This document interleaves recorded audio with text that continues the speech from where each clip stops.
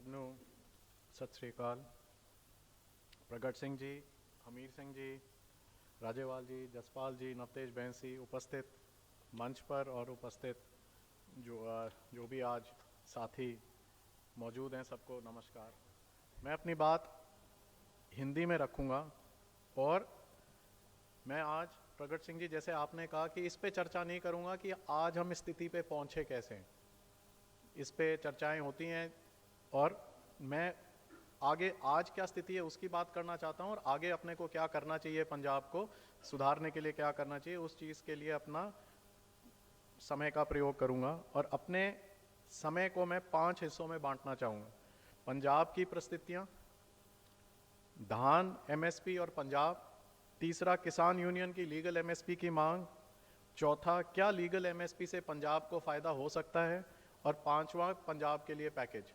इन 5 हिस्सों में मैं अपने समय को बांट के इन अलग अलग हिस्सों पे बात करूँगा। पंजाब का संकट समझने के लिए और उसका समाधान ढूंढने के लिए सबसे पहले अपने को पंजाब की परिस्थितियों को समझना पड़ेगा।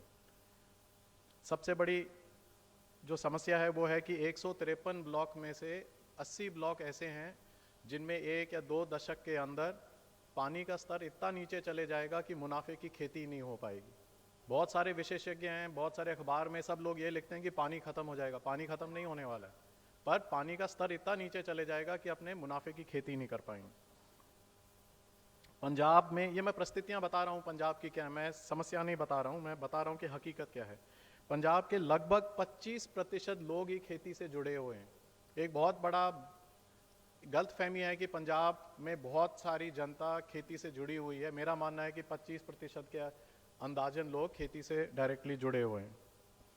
पंजाब की जो एवरेज मंथली फार्मर इनकम है, जो प्रति कृषि परिवार की औसत मासिक आय है, वो भारत के एवरेज फार्मर इनकम से 1.5 गुना ज़्यादा है।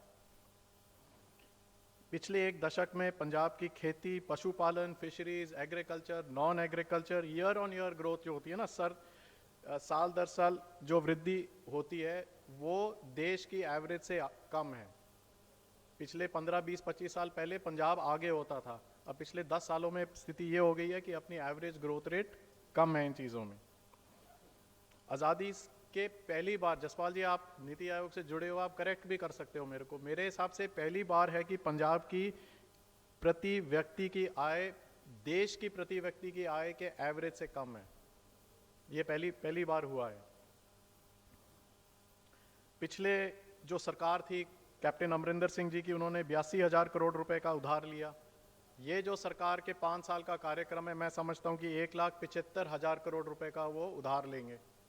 और पंजाब की जो आबादी है मेरे हिसाब से 2.5 करोड़ के करीब होनी चाहिए आज के दिन। आंकड़े जो सरकारी हैं मेरे हिसाब से बहुत पुराने हैं, और उसके हिसाब से 70-75 हज़ार रुपए इस सरकार ने हर आदमी के नाम पे उधार ले लिया है। अपने बात करते हैं कि कोई औरतों को 1,000 रुपए नहीं प्रॉमिस किए, दे रहे नहीं दे रहे, 75,000 रुपए, 70,000 रुपए तो हर आदमी के नाम पे सरकार ने 5 साल में उधार ले लेना है। और लगभग 90% पैसा जो सरकार उधार ले रही है हर साल, वो केवल पुराने उधार को और पुराने उधार के ब्याज को चुकाने में लगा रही है। डेवलपमेंट में कोई पैसा नहीं लग रहा है। कैपिटल एक्सपेंडिचर होता है, प्रगट सिंह जी, एक इंग्लिश का टर्म है कैपिटल एक्सपेंडिचर, कि सरकार क्या पैसा इन्वेस्ट कर रही है जिससे सरकार को आमदन होगी भविष्य में। उस आमदन से वो लोगों की सेवा कर सकती है, जैसे स्कूल बनाए या मार्केट बनाए, मंडी बनाए, कॉलोनी बनाए, सड़क बनाए, कोई इन्वेस्टमेंट करे सरकार कि उससे कोई ना कोई आगे सरकार को आय होगी जिससे वो अपना उधार चुका पाए। वो भी अपनी, मेरे को लगता है पंजाब का जो टोटल बजट का खर्चा है उसके 3-4% ही है केवल। ये पूरे देश में इतना बुरा हाल कहीं पे नहीं है। पंजाब के किसानों को 10,000 करोड़ रुपए की मुफ्त बिजली हर साल मिल रही है। पूरे पंजाब में मेरे को लगता है अंदाजन 21,000 करोड़ रुपए की बिजली सरकार मुफ्त में दे रही है। पटियाला और संगरूर जो 2 जिले हैं, वहाँ पे एवरेज पर एकड़ हर किसान को 25,000 रुपए पर एकड़ की बिजली मिल रही है। सत श्री अकाल। तो अगर कोई संगरूर में किसी के पास 5 एकड़ जमीन है, तो मैं समझता हूँ कि उसके पास मुफ्त के ट्यूबवेल का कनेक्शन है, तो उसको 1,25,000 रुपए की बिजली उसको हर साल दी जा रही है। 7 साल पहले जब हमने फार्मर पॉलिसी लिख के सरकार को दी, तो उस पॉलिसी में भी हमने लिखा कि पंजाब एक लैंडलॉक्ड स्टेट है। ये परिस्थितियां बता रहा हूं कि इन परिस्थितियों को देख के ही कोई समाधान निकलेगा। लैंडलॉक मतलब समुद्री बंदरगाह से हम बहुत दूर हैं। आज़ादी से पहले जो ट्रेडिशनल व्यापार के मार्केट्स थी पंजाब की थी, वो अफगानिस्तान था, जो पाकिस्तान बन गया वो पाकिस्तान था, सेंट्रल एशिया था। वो पाकिस्तान की हालात इतने बुरे हैं कि वो व्यापार वापस चालू होने वाला नहीं है। ये नहीं कि भारत सरकार नहीं करना चाहती है, उनके इंटरनल पॉलिटिक्स के कारण वो व्यापार चालू होने वाला नहीं है। कहने का भाव है कि जो ट्रेडिशनल मार्केट, व्यापारी मार्केट्स थी पंजाब की, वो वापस पंजाब को नहीं मिलने वाली हैं। और आप सब हैरान रहेंगे कि अपने भटिंडा में बैठे हैं। ये सब हमने फार्मर पॉलिसी जब बनाई थी उस तहत लिखा था। जब हम भटिंडा में बैठे हैं, हम समरकंद के ज़्यादा नज़दीक हैं जहाँ से बाबर आया था, ना कि हम मुंबई से, बेंगलोर से, चेन्नई से, वो ज़्यादा दूर है। सेंट्रल एशिया अपने से ज़्यादा नज़दीक है, ना कि पूना से नज़दीक है। मैं आपको लोकेशनल डिसएडवांटेज बता रहा हूँ पंजाब की, कि पंजाब, गुजरात हुआ, आंध्र प्रदेश हुआ, महाराष्ट्र हुआ, तमिलनाडु हुआ, ये तरक्की क्यों करते हैं? जब आप डेटा देखते हो, आप देखते हो कि जो समुद्र के साथ जो राज्य हैं उनकी तरक्की दूसरे राज्यों से कई गुना ज़्यादा है, क्योंकि व्यापार और ट्रेड वो कर सकते हैं। अपने पास वो परिस्थिति भी नहीं है कि वो अपने इन सब से बहुत दूर है।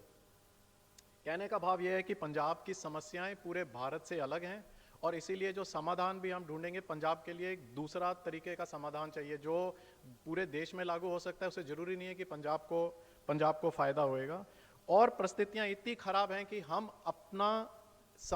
पंजाब अपनी समस्या खुद हल नहीं कर सकता है। हमें केंद्र सरकार की मदद चाहिए होगी इस चुंगल से निकलने के लिए। मेरा दूसरा जो पॉइंट है वो है एमएसपी, धान और पंजाब।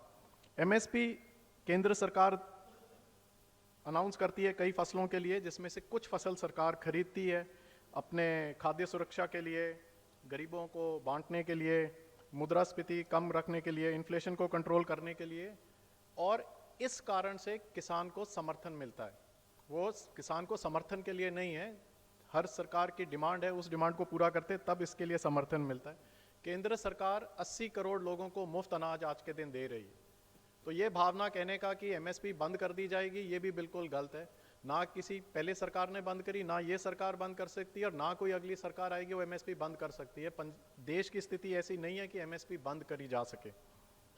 सच तो ये है कि पिछले 10 सालों में जो एमएसपी फसल बेचने वाले जो किसान थे, उनकी संख्या 50% बढ़ गई है पिछले 10 सालों में।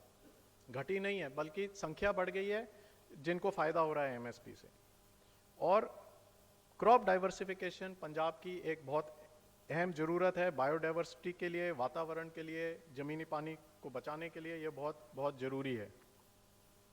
धान और गेहूं का जो साइकिल होता है, क्रॉप जो मोनोकल्चर जिसको अपने कहते हैं, वो जो है उससे क्या होता है कि उसमें किसान मजदूर को केवल खेत में 130 दिन की मजदूरी मिलती है। अब ये बहुत ज़रूरी है कि अगर पंजाब के लिए क्रॉप डाइवर्सिफिकेशन केवल पानी बचाने के लिए, वातावरण या डाइवर्सिटी के लिए ज़रूरी नहीं है, इकोनॉमिक कॉम्प्लेक्सिटी पंजाब में लानी ज़रूरी है कि लोगों को काम मिले। और धान और गेहूं की खेती में आपको केवल 130 दिन का या 110 दिन का काम मजदूर के लिए पैदा होता है। इसीलिए अपने को क्रॉप डाइवर्सिफिकेशन चाहिए। मैं अबोर से आता हूँ, अबोर में खुदकुशी नहीं है किसानों की, क्योंकि क्रॉप डाइवर्सिफिकेशन है वहाँ पे नरमा भी है, वहाँ पे बाग भी है, वहाँ पे सब्जियाँ भी हैं, वहाँ धान भी है, कनक भी है, नरमा भी है, सारा कुछ है। ये इसीलिए क्रॉप डाइवर्सिफिकेशन एक बहुत ज़रूरी चीज़ है, लोगों को काम देने का एक तरीका है। केंद्र सरकार 60,000 करोड़ की एमएसपी खरीदती है, और पंजाब के किसानों को एमएस स्वामीनाथन के फॉर्मूले के हिसाब से C2+50 फॉर्मूले से एमएसपी मिल रही है। इस टॉपिक पे कोई डिस्कस किसान यूनियन नहीं मानती हैं, ये मैं कह रहा हूँ। जसपाल जी नीति आयोग से हैं, कोई भी CACP की किताब पढ़ के देख लीजिए, पंजाब के किसान को धान पे और गेहूं पे दोनों पे C2+50 की कीमत मिल रही है। और पंजाब के किसान का सारा उत्पादन C2+50 पे खरीदा जा रहा है, और ये केवल हरियाणा में स्थिति है, बाकी राज्य, देश के राज्यों में ये स्थिति नहीं है कि उनका अनाज, सारा का सारा अनाज खरीदा जाए, ये उपलब्ध नहीं है उनको। तीसरा पॉइंट है कि किसान यूनियन की लीगल एमएसपी की मांग है। पंजाब सरकार, आज का farmer commission, PAU, farmer unions, आर्थिक विशेषज्ञ और सभी तरह के विशेषज्ञ कहते हैं कि अगर लीगल एमएसपी दी गई तो क्रॉप डाइवर्सिफिकेशन अपने आप हो जाएगा। मैं समझता हूँ ये सरासर गलत है। मैं पंजाब में सबसे पहले कहने वाला था कि लीगल एमएसपी से पंजाब को फ़ायदा नहीं हो सकता है। लीगल एमएसपी से जो क्रॉप डाइवर्सिफिकेशन पंजाब को चाहिए वो नहीं हो सकता है, और मैं अभी भी अपनी बात पे कायम हूँ। ये आज का मंच लीगल एमएसपी की बात करने के लिए नहीं आया है। आज के मंच पे प्रगट सिंह जी, मैं ये भी नहीं कहने आया हूँ कि एमएसपी गलत है या लीगल एमएसपी गलत है, सही है, वो मुद्दा नहीं है। मुद्दा है कि पंजाब का भविष्य हम कैसे सुधारें।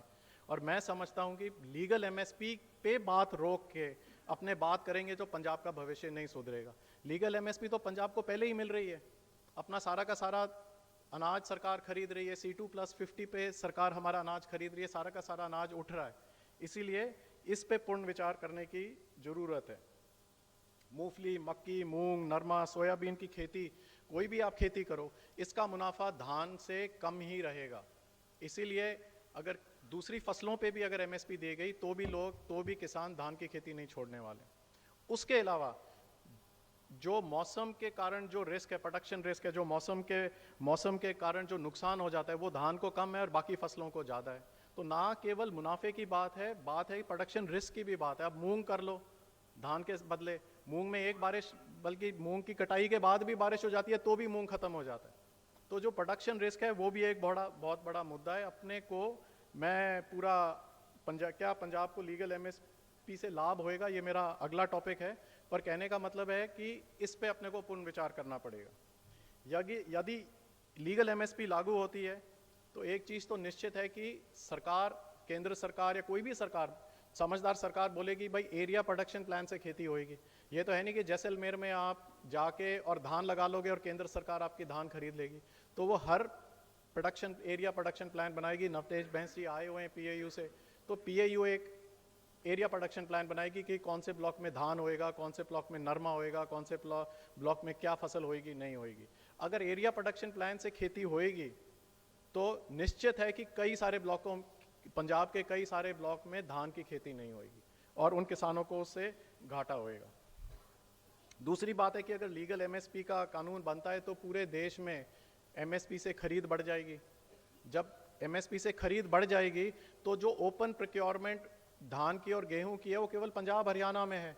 तो जब पूरे देश में आप गेहूं और धान खरीदने लग जाओगे तो पंजाब की और हरियाणा की जो डिमांड है सेंट्रल गवर्नमेंट की सेंट्रल पूल के लिए वो भी कम हो जाएगी और वो ओपन एंडेड प्रोक्योरमेंट के बंद होने की संभावना है। और ये मेरा अनुमान है कि अगर लीगल एमएसपी बनता है तो हर किसान, और ये मेरा अकेले का अनुमान नहीं है, अगर आप पूरे पंजाब के फार्मर एक्टिविस्ट से यूनियन से बात करो, पंजाब के फार्मर यूनियन को छोड़ के, तो वो सब यही कहते हैं कि हमें 5 एकड़ तक की फसल की सरकार खरीदे, कि केंद्र सरकार 5 एकड़ तक की फसल की गारंटी दे। और ये कोई नई बात नहीं है।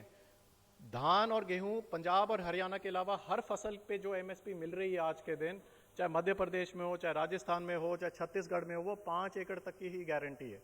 तो अपने को उसके लिए भी तैयार रहना चाहिए कि ओपन प्रोक्योरमेंट बंद रह के और ये 5 एकड़ तक सीमित रहने की संभावना है। दूसरी बात है कि जो एमएसपी है, जैसे मैंने कहा कि सीएसीपी के हिसाब से C2+50 तो अपने को मिल रही है, क्योंकि एमएसपी क्या होती है, एमएसपी पूरे देश की कॉस्ट ऑफ कल्टीवेशन की एवरेज है। और नवतेज बैंस जी, अगर मैं गलत हूं तो आप इस टॉपिक पे थोड़ा सा, क्योंकि मैं इकोनॉमिस्ट हूं नहीं, जसपाल जी और नवतेज बैंस जी इकोनॉमिक्स करी हुई ज़्यादा बता पाएंगे कि एमएसपी क्या है, पूरे देश की कल्टीवेशन की एवरेज है। तो पंजाब को C2+50 मिल रही है, पर छत्तीसगढ़ के, एक उदाहरण दे रहा हूं, छत्तीसगढ़ के किसान को C2+17% ही मिल रही है। उसी कीमत पे उसको 17% ऊपर मुनाफा है, पंजाब को 50% का उस पर मुनाफा है। तो एक एमएसपी पे अलग अलग राज्य को अलग अलग मुनाफा है। अगर लीगल एमएसपी बनेगी तो निश्चित है कि सारे राज्य सरकारें बोलेंगी कि भाई स्टेट स्पेसिफिक एमएसपी करो। पंजाब को स्टेट स्पेसिफिक एमएसपी करेंगे C2+50 तो अपनी एमएसपी घटने की भी संभावना बन सकती है, क्योंकि अभी तो एवरेज पे आपको 50% बन रहा है, आपकी कॉस्ट ऑफ प्रोडक्शन बाकी राज्यों से कम है। और उसका भुगतान कौन करेगा? तो जैसे ऑलरेडी एक एमएसपी की स्कीम है जहाँ पे सेंट्रल गवर्नमेंट 60% देती है पैसे और राज्य सरकार को 40% उस पर देना पड़ता है। बहुत सारी ऐसी स्कीमें हैं, जो राष्ट्रीय कृषि विज्ञान योजना है, RKVY, अब उसका नाम रफ्तार कर दिया है, या प्रधानमंत्री कृषि सिंचाई योजना, ये सेंट्रल स्पॉन्सर्ड स्कीम्स होती हैं। वो सब रेशो में होती हैं 60-40 के, कि सेंट्रल गवर्नमेंट 60 देगा, पंजाब सरकार, हरियाणा सरकार, जो भी राज्य सरकार है 40% देंगे। तो अगर लीगल एमएसपी का कानून बनता है तो सरकारें बोलेंगी कि ठीक है भाई, हम 60% देते हैं, 40% राज्य सरकार दो।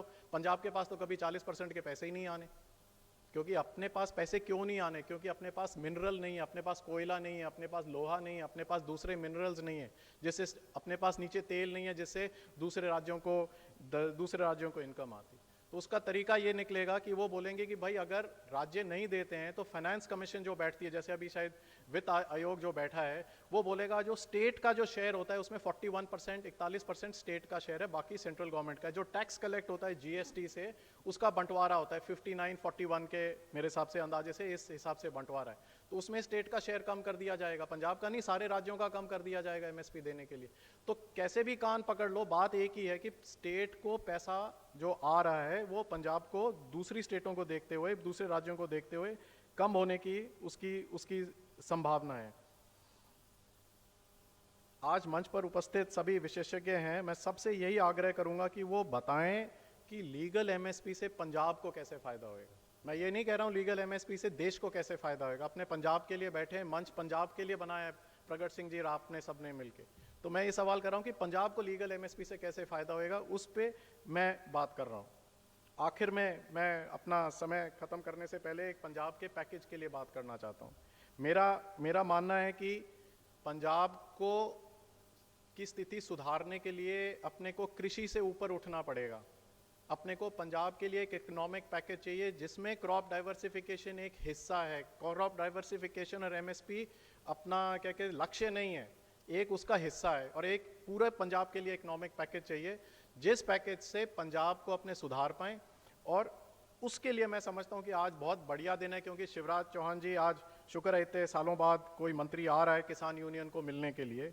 और मैं किसान यूनियन से और राज्य सरकार से यही आग्रह करता हूं कि वो एमएसपी की मांग पर पूर्ण विचार करें और उसके बजाय पंजाब के भविष्य, बच्चों के भविष्य के लिए पंजाब का इकोनॉमिक पैकेज मांगें। जब अपनी खुद की स्थिति इतनी, मेरा मतलब कि इतनी, मैं समझता हूं कि पंजाब की आज के दिन स्थिति नहीं है खुद की सिचुएशन सुधारने के लिए, और अपने पूरे देश के किसानों की लड़ाई लड़ रहे हैं। पहले अपने को अपने किसानों के लिए विचार करना चाहिए, उनकी स्थिति सुधारनी चाहिए, और फिर अपने देश के किसानों की लड़ाई लड़ें। सारी लड़ाई अपने आज के दिन गलत लड़ाई लड़ रहे हैं, ये मेरा मानना है। अब पंजाब को सरदार प्रताप सिंह कैरों जैसे नेता चाहिए जो पंजाब के भविष्य के बारे में सोचे, ना कि अपने राजनीतिक भविष्य के बारे में सोचे। और सुझाव मेरे पास हैं कि पंजाब का पैकेज क्या होना चाहिए, पर मैं समझता हूं कि समय का भाव रखते हुए ये मैं विचार अपने पास रखता हूं। जब क्वेश्चन आंसर का टाइम आएगा तब मैं विचार दे सकता हूं कि पंजाब का इकोनॉमिक पैकेज क्या होना चाहिए। और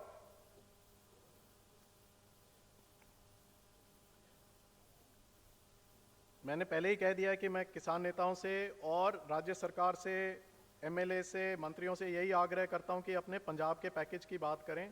बहुत लोगों को मेरी बात कड़वी लगी होगी, परंतु अपनी गलती सुधारने से अपने को डरना नहीं चाहिए। जैसे मंच पे पहले शायद हमीर सिंह जी ने बोला कि हम लोगों की बात सुनते हैं, अगर हमें कुछ अच्छा लगता है तो हमें अपने विचार बदल लेने चाहिए। मैं तो हर दूसरे साल अपने विचार बदल लेता हूं कि मेरे को कोई बात अच्छी लगती है। अपने को पंजाब का पैकेज अपने आज के दिन नहीं मांगेंगे तो 1-2 पीढ़ियां और नष्ट हो जाएंगी और बाद में अपने आप को नहीं सुधार पाएंगे। तो मैं अपनी बात यहीं रख के, मैं जब सवाल प्रश्न का टाइम आएगा तब अपने जवाब देने के लिए मैं यहीं हाजिर रहूंगा। बहुत बहुत मेहरबानी, धन्यवाद।